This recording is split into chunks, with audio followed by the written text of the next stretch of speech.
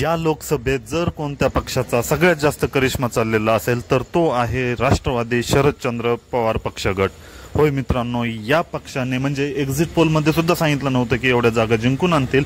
10 पैकी 8 जागा जिंकलेल्या आहेत आणि साताऱ्याची पण जागा खूपच कमी मताने हारलेली आहे। त्यामुळे पुन्हा एकदा शरद पवार साहेबांनी दाखवून दिलेलं आहे की महाराष्ट्राच्या राजकारणातील त्यांना चाणक्य का म्हणलं जातं। म्हणजे सर्वच क्रेडिट त्यांना द्यायचं झालं तरी कोणाला काही प्रॉब्लेम नाही, बरेच लोक त्यांनाच देऊन टाकत आहे। परंतु त्यांना सोडून जर कोणाला क्रेडिट द्यायचं असेल तर इथं प्रॉब्लेम येत आहे आणि याचमुळे रोहित पवार आणि जयंत पाटील यांच्यामध्ये आता आपल्याला क्रेडिटची लढाई बघायला भेटत आहे। कारण वर्धापन दिनानिमित्त रोहित पवार यांनी असं म्हटलं की सर्व काही फक्त सरसेनापतीमुळेच निवडून आले अशातला काही भाग नाही। आणि यालाच प्रत्युत्तर देताना जयंत पाटील असं म्हणाले की कोणीही माझे प्रदेशाध्यक्षपदाचे किती दिवस राहिलेत हे मोजू नये, मी स्वतः 4 महिन्यानंतर हे पद सोडणार आहे।